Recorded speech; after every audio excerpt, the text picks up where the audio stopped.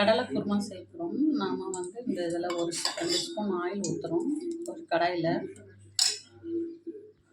Oil நல்லா heat ஆகிடுச்சு. நாம் ஒரு 1/4 ஸ்பூன் கடுகு, ஒரு 1/4 ஸ்பூன் சோம்பு பொரிஞ்ச உடனே நம்ம பொடியாக கட் பண்ணி சாம்பார் வெங்காயம் போட்டிருக்கோம்.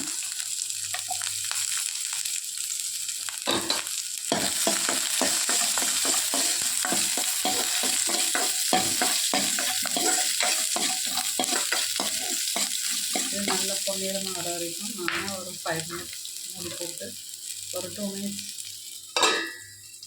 நெக்ஸ்ட்டு வந்து நாம் இங்கே இன்னொரு பாசிப்பயிறு நம்ம நைட்டு தூங்கும்போது ஒரு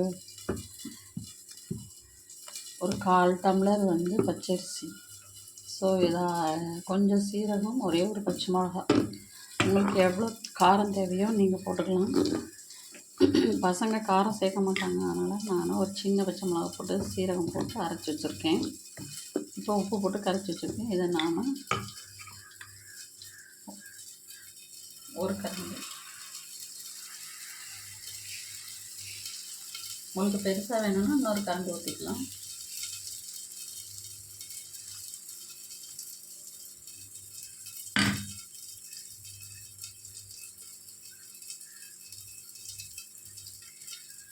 இந்த பாசிப்பயிறு தோசை வந்து குழந்தைங்களுக்கு நல்லது. ஹீமோக்ளோபின் லெவல் நம்மளுக்கு இன்க்ரீஸ் ஆகும். இது நல்லா செரிமானம் ஆகும், சீக்கிரமாகவும் உங்களுக்கு டைஜஸ்ட் ஆகும். இதை கொடுத்தோம்னா குழந்தைங்களுக்கு நல்லா நிறைய பசி எடுத்து நல்லா சாப்பிடுவாங்க.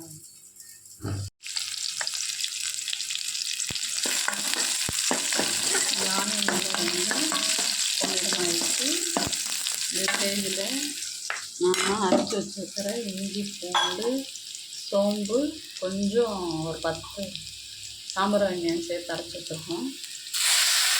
ஒன்றா தட்டி பச்சை வாசனை போகிற வரைக்கும் நம்ம நல்லா வதக்கி வச்சுக்கணும்.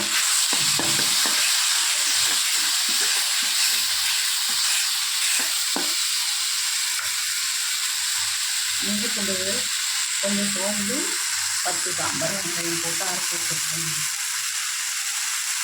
கொண்டக்கடலை, வெள்ளை கொண்டக்கடலை நாம் வேக வச்சு எடுத்துருக்கோம்.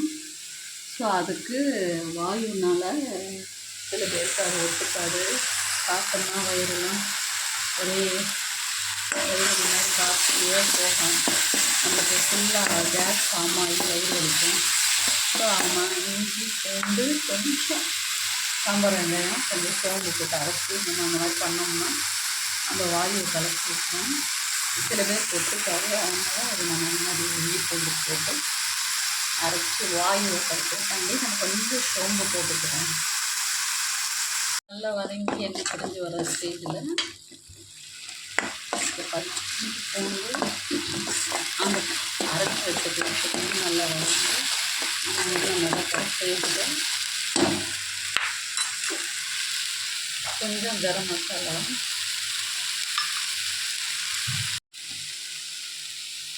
வீட்டில் அரைச்ச மசாலா,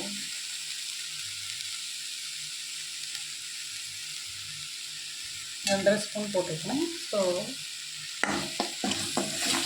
150 சுண்டலுக்கு தேவையான காரம் இதில் இருக்கும். ஸோ நாங்கள் காரமாக தான் இருக்கும். இதுக்கு மேலே உங்களுக்கு தேவைன்னா நீங்கள் கொஞ்சம் காரம் சேர்த்துக்கலாம்.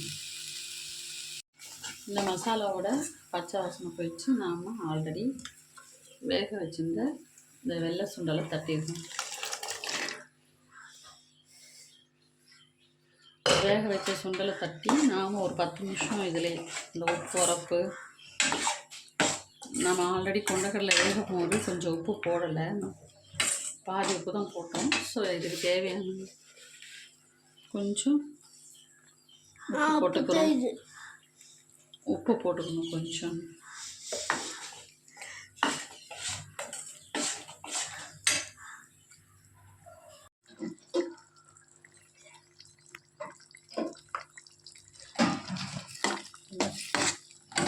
இப்போ இந்த மசாலாலாம் பொரிச்சு கொஞ்சம் அதில் வேகிறது கொஞ்சம் நாம் தண்ணி மிக்ஸ் பண்ணிக்கணும், ரொம்ப வேண்டாம், லைட்டாக.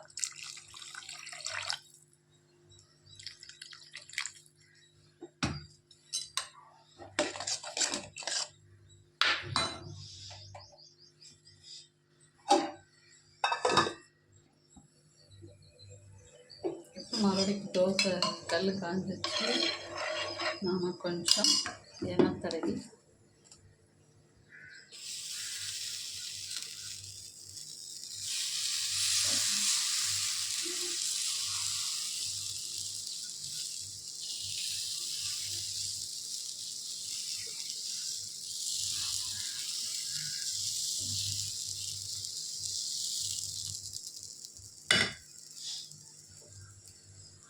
லோ ஃப்ளேமில் இருந்துச்சுன்னா நல்லா வேகும். ஸோ நாம் லைட்டாக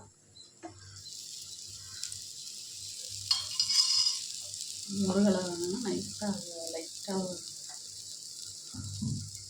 வெயிட் பண்ணுவோம் ஒரு 5 மினிட்ஸ்.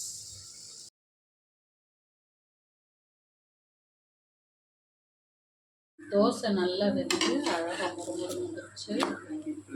ஸோ நாம் இதில் எண்ணெய் பிரிஞ்சு நல்லா இன்னும் நம்ம போல் அழகாக எண்ணெய் பிரிஞ்சு வந்துருக்கு பார்த்தீங்களா.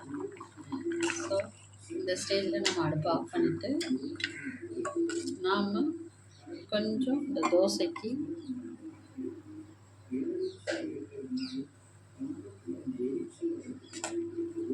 சுட சுட சாப்பிடும்போது அருமையாக இருக்கும். கொஞ்சம் காரசாரமாக சூடாக தோசை சாப்பிட வாங்க ஃப்ரெண்ட்ஸ். பாசிப்பயிறு தோசையும் சுண்டல் கறியும் சுடுது.